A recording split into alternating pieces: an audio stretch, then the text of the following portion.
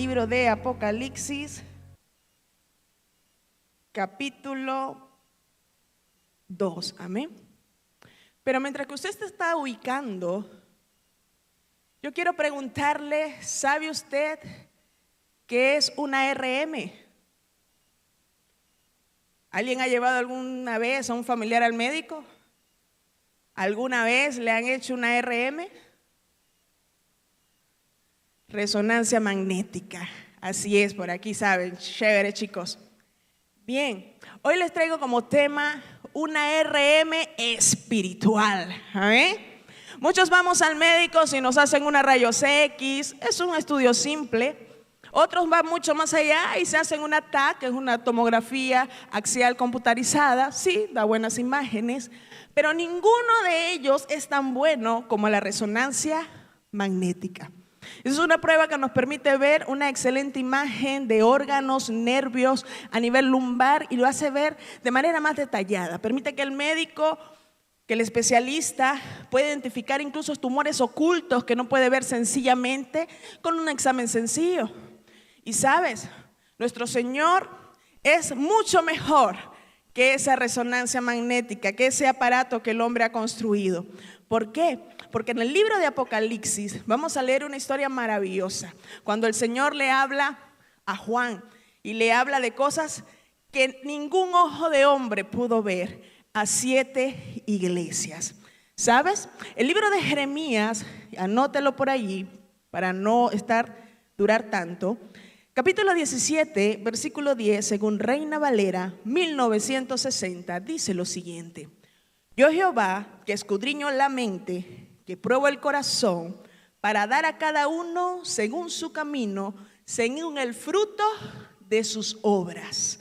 El Señor tiene la capacidad de poder escudriñar nuestro corazón hasta lo más profundo. Incluso el hombre, para poder hacerlo anatómicamente, tiene que usar aparatos como una resonancia magnética. Pero el Señor, nada se le puede ocultar. La Biblia nos relata en el libro de Apocalipsis, desde el capítulo 1, capítulo 2 y capítulo 3, nos habla cuando de repente, y voy a parafrasear para no tardar mucho, lo que dice las Escrituras, dice que Juan, el hermano de Jacobo, estaba en una isla y de repente escuchó una voz con estruendo. Eso lo consigue en Apocalipsis capítulo 1. Y dice que el Señor le dice: yo soy el alfa y el omega. Yo soy el que soy, yo soy el primero y el último, le dice. Busca un libro y escribe lo que ves. Y el Señor empezó: y esto que vas a escribir lo vas a enviar a 7 iglesias que se encuentran en Asia. Estas 7 iglesias en la actualidad estarían ubicadas a nivel de Asia Menor, en lugar específico en Turquía, sería en la actualidad. Y el Señor le dice: escríbeles a Efeso, a Esmirna, a Pérgamo, a Tiatira, a Sardis, a Filadelfia y la Odisea. Ahora, imagínate que el Señor le habla a nuestro pastor Eliseo y le dice: Eliseo, escríbele a los jóvenes de la iglesia La Hermosa, a Petra, a María, a Yaya, a Yoyo, y dile lo que te mostraré. ¿Usted le tiembla o no le tiembla las piernas? Le tiembla, ¿cierto? Usted va a decir: ¿qué le dirá el Señor a mi pastor? Ahora imagínense lo que pudo haber sentido en su momento estas 7 iglesias cuando pudieron recibir este mensaje de parte de Dios a través de Juan. Pero sabes, el Señor lo primero que hizo fue un diagnóstico. Dígale que está a su lado: diagnóstico. El Señor le dijo iglesia por iglesia, y le voy a dar el capítulo, pero lo voy a simplificar. Y dice lo siguiente: a Éfeso, en Apocalipsis 2, del 1 al 7, lo diagnosticó como la iglesia que había abandonado su primer amor. Ese fue el diagnóstico cuando el Señor analiza esta iglesia. Eso fue el resultado de su examen. A Esmirna, en Apocalipsis capítulo 2, del 8 al 11, la diagnosticó con lo siguiente: la iglesia que sufre persecución. Ya tenemos dos diagnósticos, ¿cierto? La que olvidó su primer amor, y la segunda, la que sufre persecución. Vamos a ver qué le diagnosticó a Pérgamo.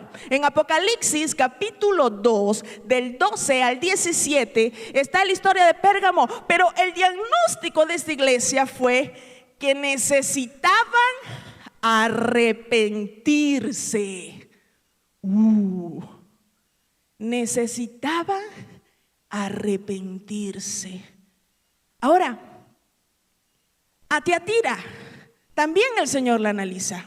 En Apocalipsis capítulo 2, del 18 al 29, conseguimos la historia.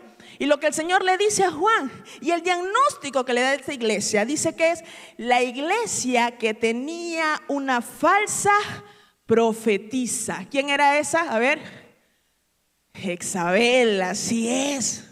El Señor no toleraba a ello, porque era una mujer que desviaba el propósito del pueblo de Dios, lo hacía pecar, lo hacía alejarse de lo que Dios quería para su pueblo.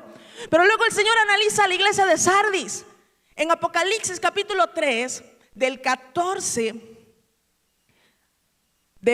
Apocalipsis del 3 al 1 al 6 dice: la iglesia que se había quedado dormida, o sea, no velaba. O sea, había descuidado su tiempo de oración y de búsqueda. Y luego el Señor analiza a Filadelfia. En Apocalipsis capítulo 3, del 7 al 13, es la iglesia que había esperado con paciencia. Había guardado con paciencia lo que el Señor le había dicho. Y por último, analiza a la más rebelde. ¿A quién será? La Odisea. ¿Ya entienden? Porque a veces por ahí cuando regañaba decía: pasé una odisea, me fue re mal, dicen por ahí. Bueno, la Odisea no salió muy bien. La Odisea, en ese diagnóstico el Señor le encontró un detallazo y la diagnosticó como la iglesia que era tibia e insípida. ¡Wow! Imagínense esos diagnósticos para esas iglesias. Es como que el ser humano va al médico y se siente tan bien y piensa que está haciendo todo bien, desayuna, almuerza, cena, duerme, se baña solo, camina, trota, va al trabajo, estudia, predica, va y viene, y el médico le dice: hemos encontrado un tumor a nivel cerebral. Hay que hacer estudios. Se le cae un balde de agua fría, ¿sí o no? Y dice: yo fui solamente para que me viera por salud, y me sale con un diagnóstico como este. Esta iglesia fue diagnosticada por el Señor. Pero sabes, el Señor, a diferencia de lo que es la medicina natural, la ciencia médica no solamente se queda con diagnósticos.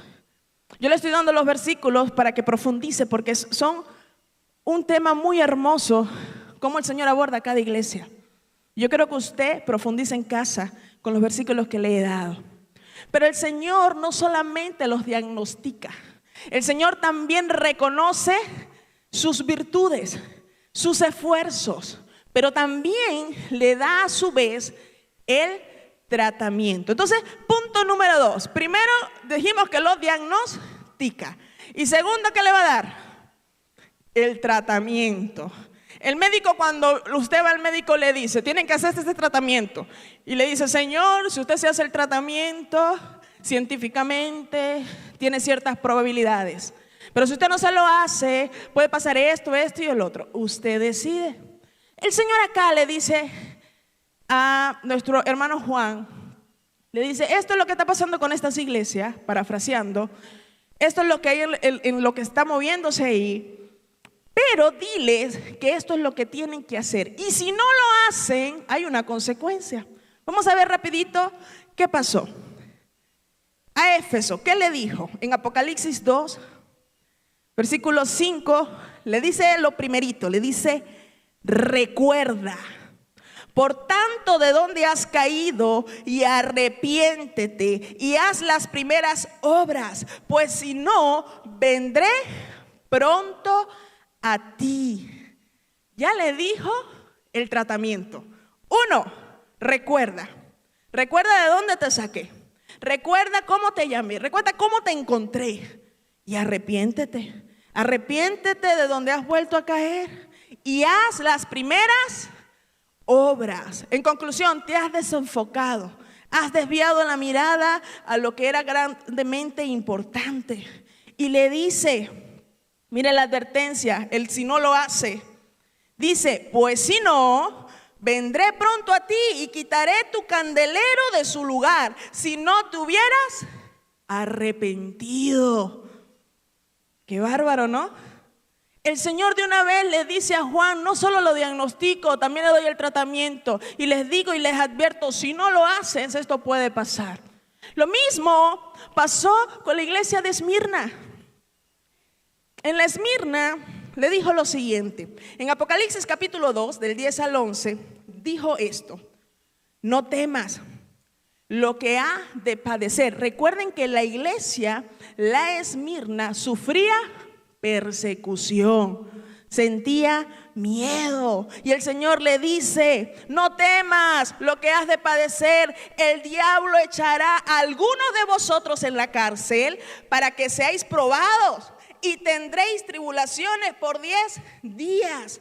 Mira lo que le dice, sé fiel hasta la muerte y yo te daré la corona de la vida. El que tiene oído, oiga lo que el Espíritu dice a las iglesias. El vencedor no sufrirá daño de la segunda muerte.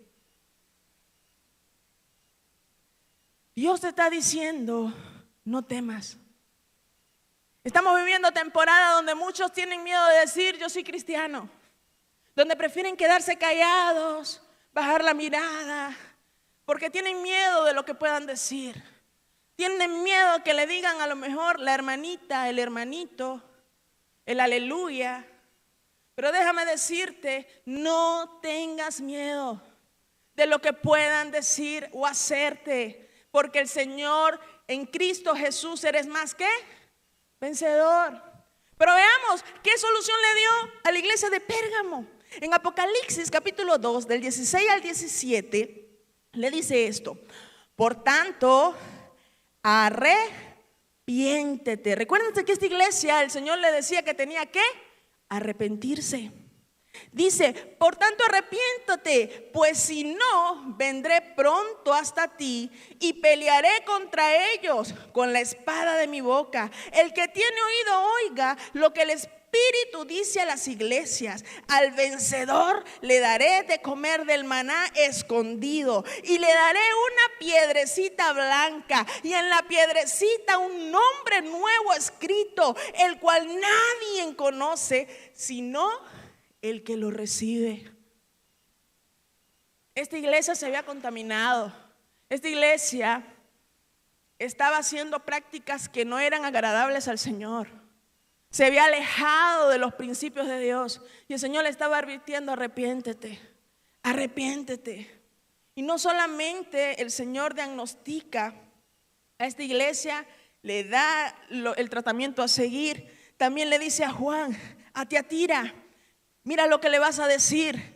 En Apocalipsis 2 del 24 al 26 dice, pero a los demás que están en Tiatira, a cuanto no tienen esa doctrina y no han conocido lo que ellos llaman las profundidades de Satanás, yo os digo, no os impongo otra carga, pero lo que tenéis reténlo hasta que yo venga. Al vencedor que guarde mis obras hasta el fin, yo le daré autoridad sobre las naciones.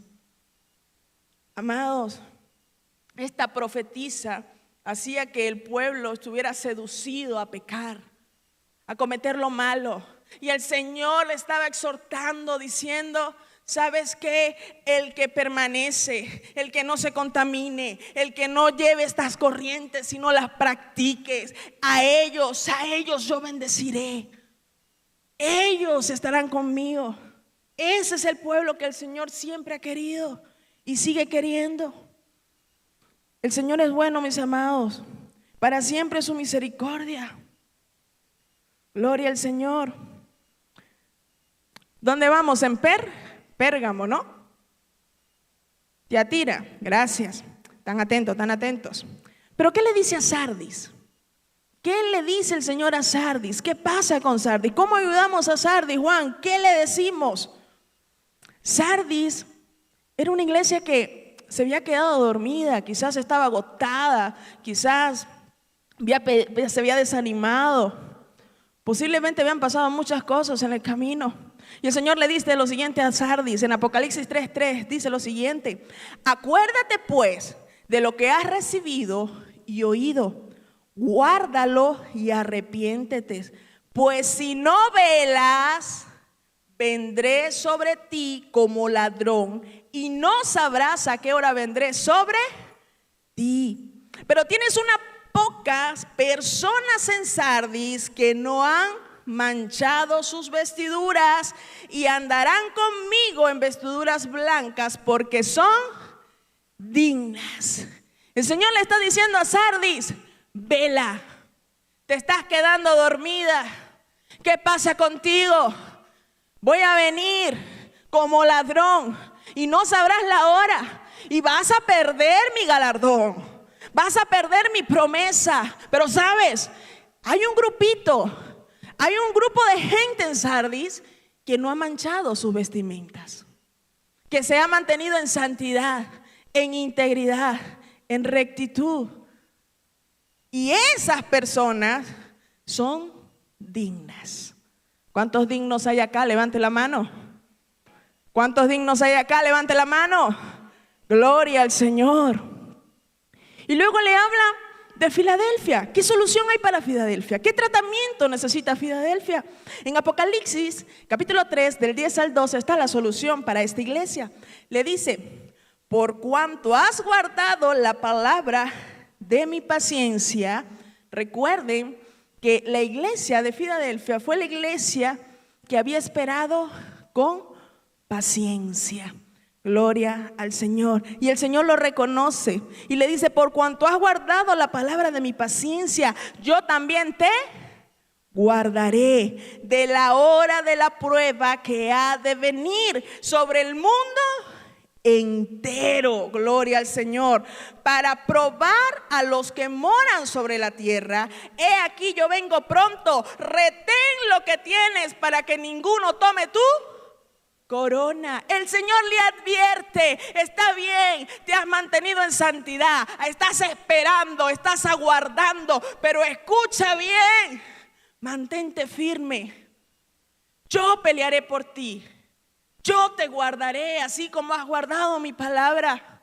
Pero vendrán tiempos difíciles, mi venida está cerca. Aquel que cree que esté firme, mire que no caiga.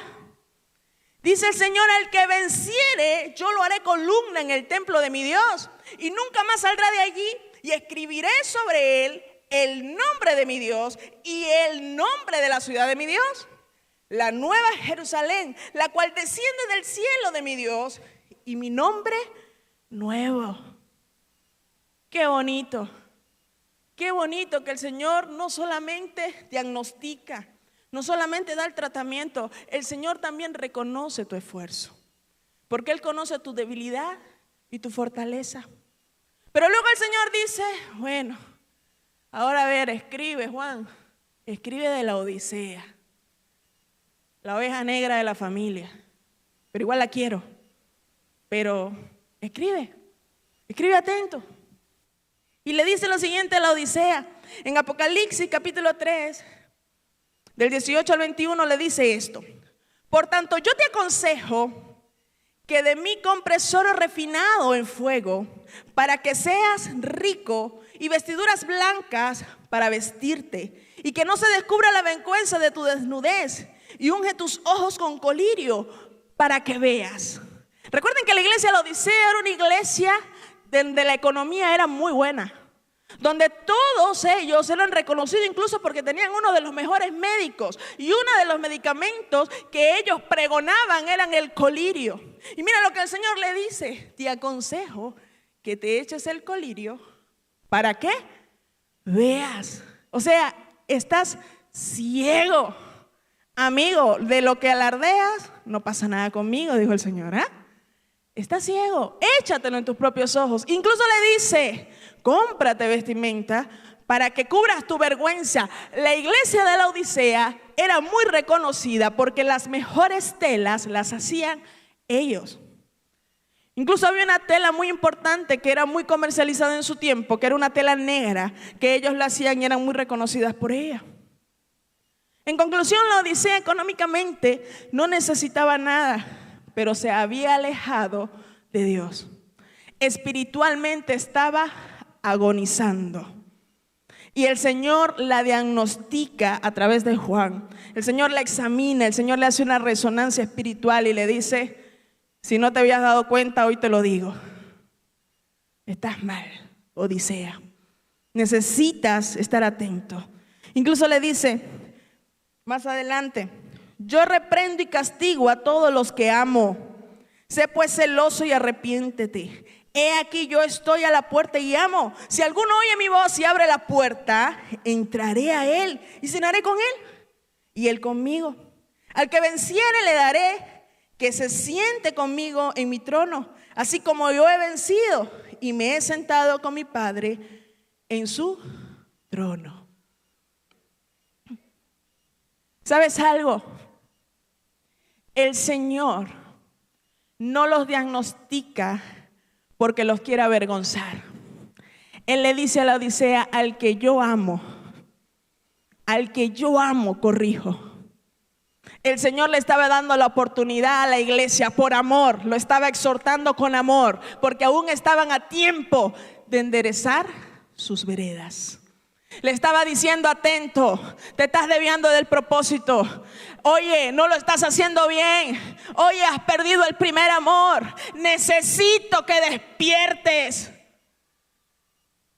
Y el Señor no lo hizo para avergonzarlas. El Señor le estaba mostrando su inmenso amor a cada una de ellas. Le estaba diciendo que aún estaban a tiempo de corregir y mantener lo que Dios tenía para ellos, la corona de vida. Pero sabes, el Señor ya diagnosticó, el Señor ya les dio el tratamiento y el Señor también les dijo qué pasaría si no se arrepentían y tomaban lo que el Señor les tenía preparado. ¿Sabes cómo usted y yo podemos prevenir en este tiempo tener un futuro diagnóstico como estas 7 iglesias? ¿Cómo usted y yo podemos evitar tener un futuro diagnóstico maligno como la Odisea? ¿Usted sabe cómo? Preveniendo. Dígale que está al lado: prevenir. Mire, en la medicina lo más poderoso no es la medicina curativa ni la medicina quirúrgica, sino la medicina preventiva. Lo que se prevé, lo que usted no permita que le da a su cuerpo, es la mejor medicina. Lo mismo pasa en lo espiritual. La prevención es el mejor método de salud del cuerpo y del alma. Y por eso el Señor nos advierte muchas cosas de las cuales no debemos participar. Y lo primero que usted y yo debemos hacer para prevenir, anótelo: velad y orar constantemente. Se entiende por verdad de estar alerta, vigilante, preparado, mantenerse despierto, ser prudente. Mateo 26:41 dice: velad y orad para que no entréis en tentación. El espíritu a la verdad está dispuesto, pero la carne es débil. La carne es débil.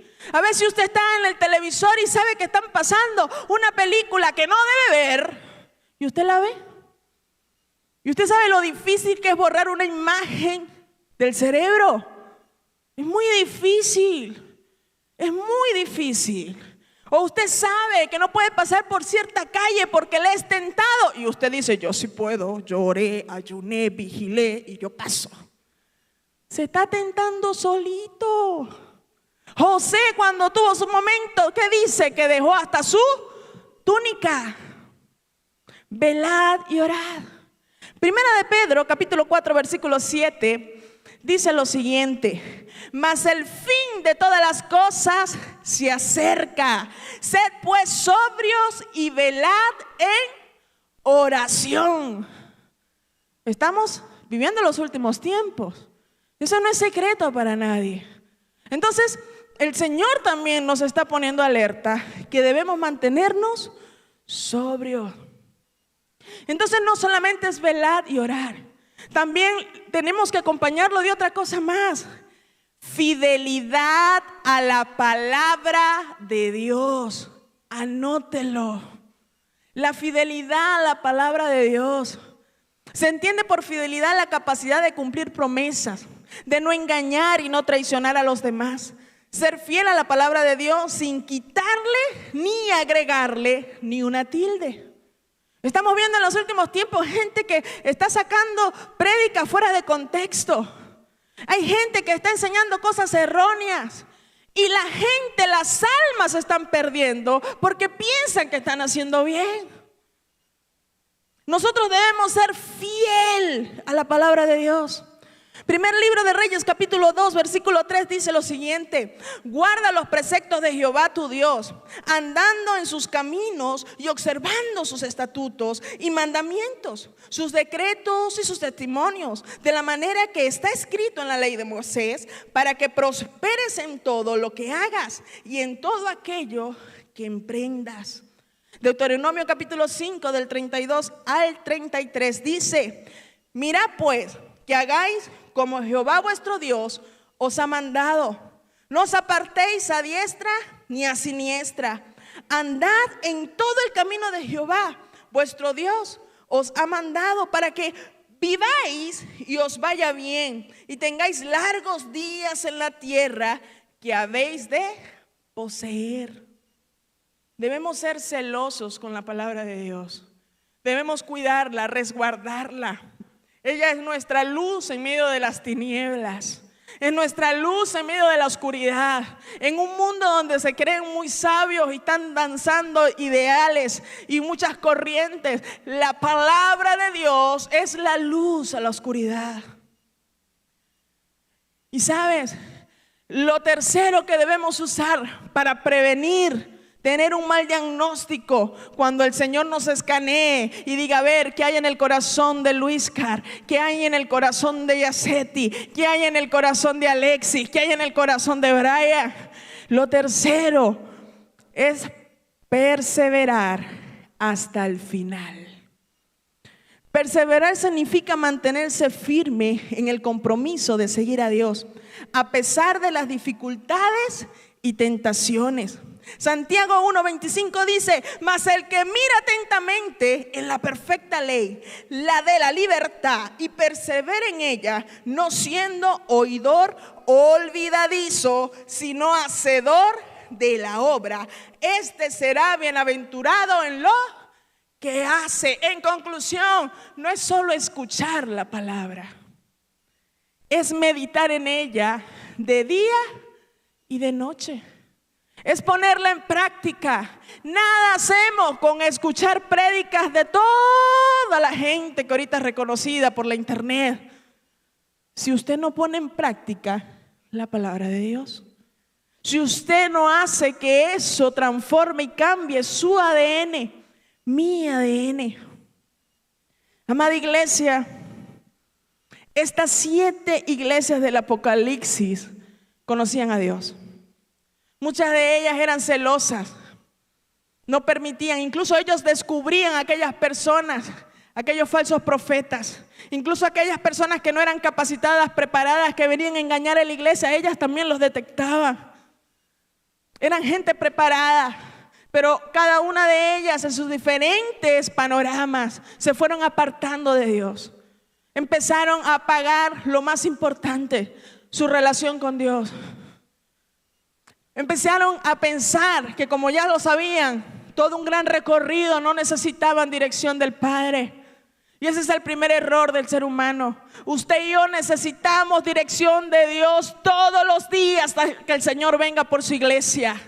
Porque a veces cuando tomamos decisiones por nuestra propia cuenta, corremos el riesgo de meternos en grandes problemas. Y después le decimos: Señor, ayúdame, ¿cómo salgo de esto? El Señor pudo escanear estas 7 iglesias con amor. Las exhortó con amor, porque quería darle la oportunidad de enmendar su error, de poder. Yo quiero invitarte que te pongas de pie y que junto conmigo nos vamos a venir a la presencia del Señor. No perdamos tiempo. La noche Dios está dando bendiciones maravillosas. Voy a pedirle al Ministerio de Alabanza que me acompañe con una música de fondo. Y quiero invitar a todo el que está hasta atrás, que venga adelante. Así como el Señor escaneó las 7 iglesias, hoy quiero pedirte que vengamos a la presencia de Dios para que el Señor nos escanee, para que el Señor vea qué hay en el corazón. A veces nos pasan cosas, pero es porque no conocemos qué está fallando en nuestras vidas. A veces tomamos decisiones, hacemos hábitos que no están bien delante del Señor. A veces hacemos cosas que nos alejan del Señor, cosas que parecen correctas, pero no lo son. Amada iglesia, el Señor habló a mi vida a través de esta palabra. Quizás alguno, el que me conoce muy cerca, conoce parte de mi historia, conoce parte de mi trayectoria, conoce el amor que puedo tener por la obra del Señor. Pero le digo algo: a veces hay cosas de la tierra, hay cosas de la vida social que nos aparta de Dios. Miren, yo hace 2 meses tomé una decisión errónea, y ahora con toda seguridad se la puedo poner aquí, frente de usted, para que usted no cometa ese mismo error. Humanamente creí que podía trabajar en 2 lugares a la vez, con dobles horarios, con horarios de 24, de 12, 40, 36 horas, y venir igual a la iglesia y trabajar y hacer muchas cosas. Yo dije: sí puedo, total, no me importa si como, no importa si duermo, yo puedo. Y acepté y empecé a trabajar. Y al ojo del ser humano, yo sé que usted, yo le digo: no puedo, estoy trabajando. Sí, pastora, la entiendo. Y le digo: ora por mí, y usted ora por mí. Pero usted sabe ¿qué? Está mal, porque estoy dejando atrás el propósito de servir a Dios, porque el Señor redarguyó mi corazón. Y usted sabe ¿qué? Me redarguyó. Y esta misma semana hablé con una de las jefas de la clínica y le dije: no puedo continuar. Hasta este mes trabajo con ustedes, no puedo continuar. No le puedo dar explicaciones de lo espiritual a gente que no conoce de lo espiritual. Pero a mi otra jefa que tengo desde mi primer trabajo, desde hace 2 años, a ella sí le dijo lo espiritual. Y le dije: me siento mal. Trabajo 36, 48 horas y no puedo compartir con los chicos en la iglesia.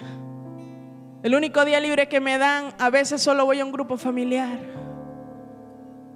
Pero algo me falta, necesito estar sirviendo al Señor. Y ella me dijo: sabes, cuando tú dijiste que ibas a trabajar en otro lugar, me pareció raro, porque yo sé que tu prioridad es la iglesia. Pero te dije que te apoyaría porque eres una buena joven y sé que eres responsable. Y cuando le dije mi decisión, me dijo: hazlo lo más pronto posible. Yo te digo esto porque yo no sé qué decisiones estás tomando en tu vida hoy. A veces pensamos que por tener responsabilidades que necesitan nuestra atención, estamos justificando el ausentarnos en el servicio del Señor. Y yo te quiero decir algo: nada es más importante que la presencia de Dios. Nada es más importante, porque esta tierra, lo físico va a pasar, pero lo del Señor es eterno. Así que allí donde está, inclina tu vista. Sé sincero con Dios. Sé sincero. Dios, cuando escaneó a estas iglesias, no lo hizo para avergonzarlos. Lo hizo para demostrarle su amor y exhortarlos con amor y decirle: hijo mío, estás haciendo mal. Yo te he preparado y capacitado para mejores cosas de lo que estás haciendo. Así que hoy sea una fecha significativa para tu vida con tu relación con Dios.